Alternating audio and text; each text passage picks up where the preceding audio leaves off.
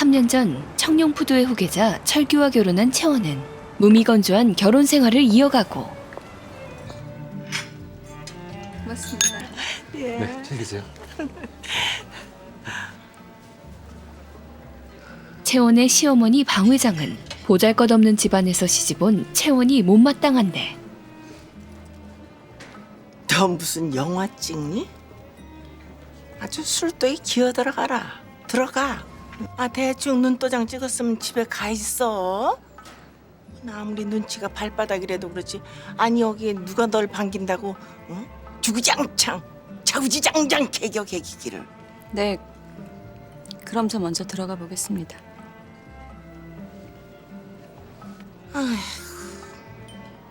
온이열 땡볕 아래 고무줄보다도 더 질기네. 시집살이에 지친 채원은 이혼을 요구한 뒤 시댁을 나서고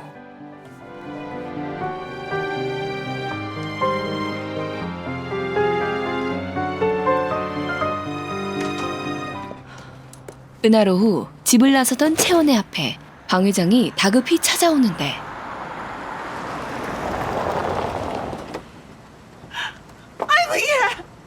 아이고 얘 큰일 났다. 큰일 났어.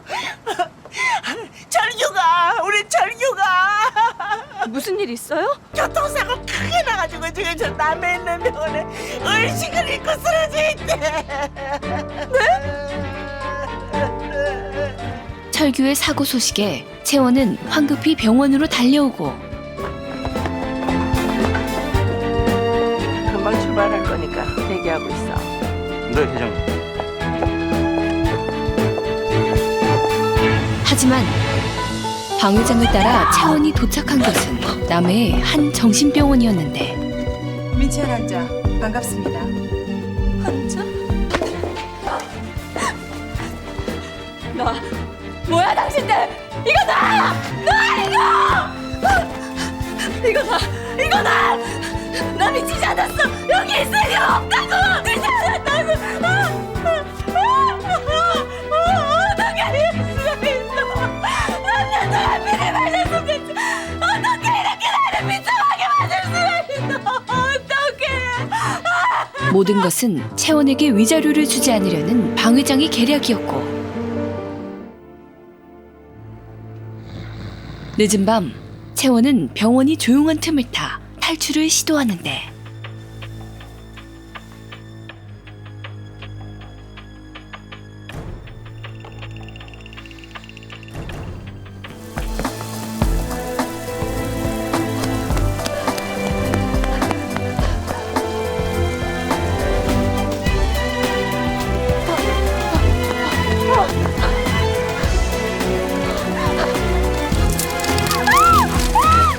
산길을 헤매던 채원은 빗길에 미끄러져 추락하고 우연히 근처를 지나던 세윤이 쓰러져 있는 채원을 발견하는데 이봐요. 이봐요. 이봐요. 이봐요. 이봐요. 정신 차려봐요. 이거 봐요. 이봐요. 세윤의 도움으로 채원은 병원으로 옮겨져 의식을 되찾는다.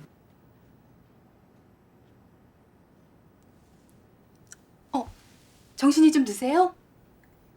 의식을 되찾은 채원은 방 회장을 찾아오고 왜 그러셨어요? 꼭 그렇게까지 하셔야만 했어요? 그거는 네가 오르지도 못할 나무를 꾸역꾸역 기어 올라온 대가라고 생각해야지. 그거 어떡하냐? 어머님도 여자잖아요. 같은 여자 입장에서 제가 불쌍하지. 방 회장의 태도에 할 말을 잃은 채원은 결국 철규와 이혼한다. 그래. 나 없이 잘 먹고 잘 살아면 어디? 3년간의 힘들었던 결혼 생활을 끝낸 채원은 아버지 효동이 있는 친정으로 돌아오고 잘 왔어. 아버지한테 잘 왔어. 채원의 상처받은 마음을 효동은 따뜻이 위로해준다. 채원은 새 출발을 내가 위해 먹고 있네. 마트 생선 코너 고맙습니다. 아르바이트를 시작하고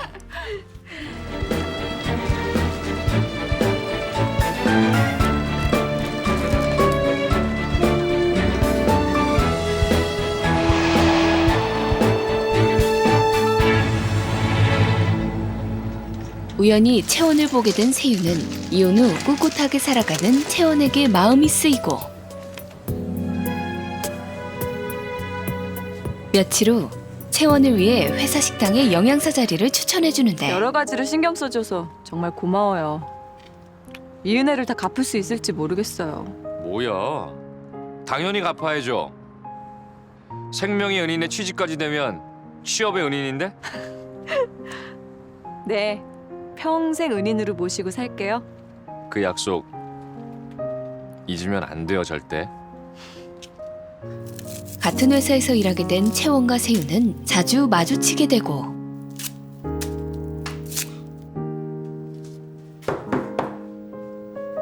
세윤은 씩씩하게 살아가는 채원의 곁에서 힘이 되어주는데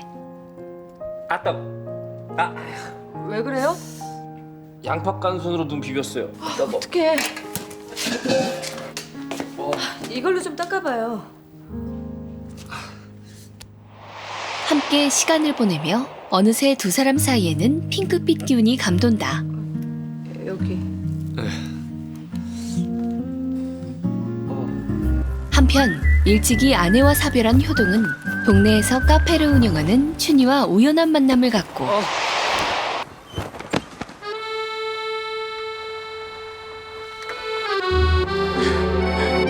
여기요. 예, 고맙습니다. 오빠야.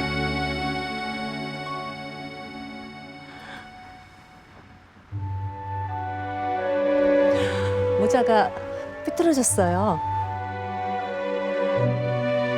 아름다운 춘희의 모습에 마음을 뺏긴 효동은 구애 작전을 펼치고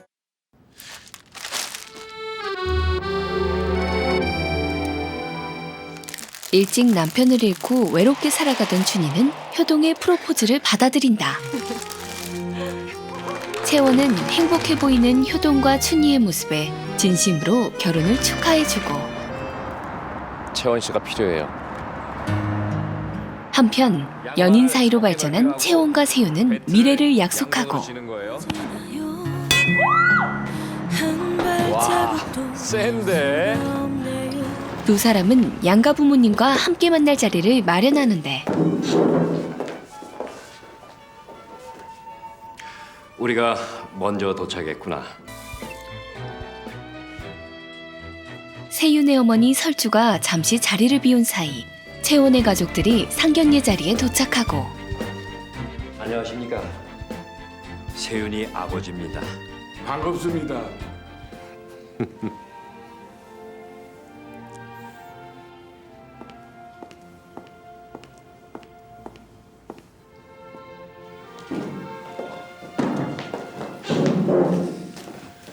어머니세요?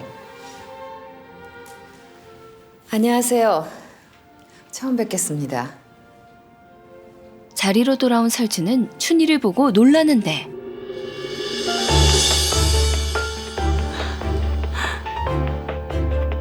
하나, 둘, 어린 시절 춘희와 설주는 보육원에서 함께 자랐고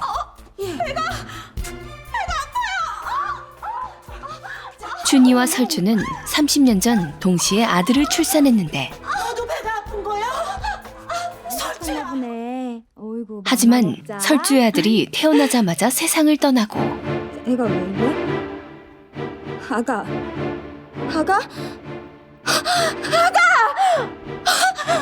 밖에 아무도 없어요?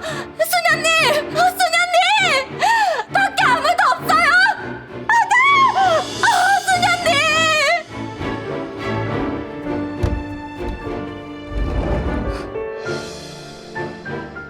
고아 며느리 들인 것도 분해 죽겠는데 대까지 끊어놓으면 난 더 이상 널 며느리로 인정할 수 없다.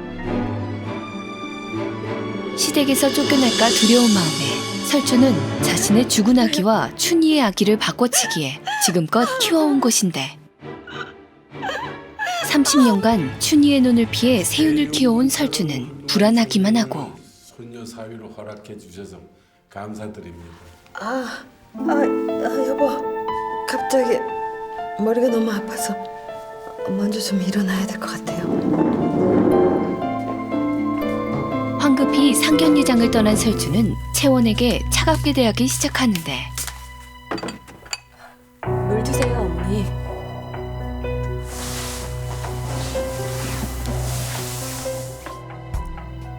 혼자 있고 싶으니까 그만 나가줄래? 네, 어머니. 그럼 쉬세요.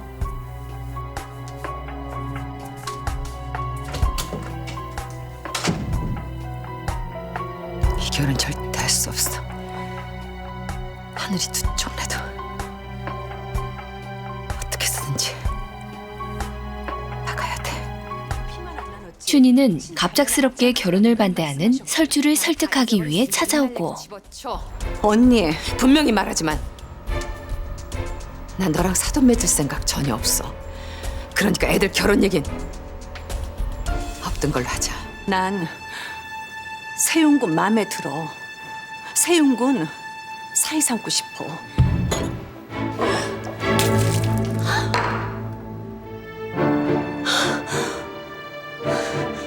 쓸데없는 욕심 부리지 마라.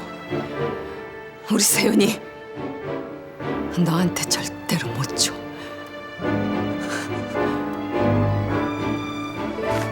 설주는 과거가 들통날까 두렵기만 한데 얼마 후 설주는 보육원으로부터 한 통의 편지를 받고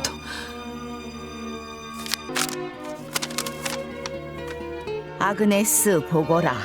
그동안의 비밀이 담긴 내 일기장을 춘희에게 보내라고 부탁을 해뒀단다. 일기장을 춘희한테 보내자고요? 설주는 이미 춘희의 손에 일기장이 전해졌다는 것을 알게 되는데 비밀이 담긴 일기장을 읽은 춘희는 과거의 모든 진실을 알게 되고 내 아들을 설주 언니가 바꿔치겠다고? 춘희는 충격과 배신감에 설주를 찾아오는데 며칠 새 얼굴이 많이 상했구나. 미치지 않고 이렇게 멀쩡하게 언니 앞에 앉아 있는 것만도 기적인 줄 알아. 그 시각 채원은 설주의 집으로 향하고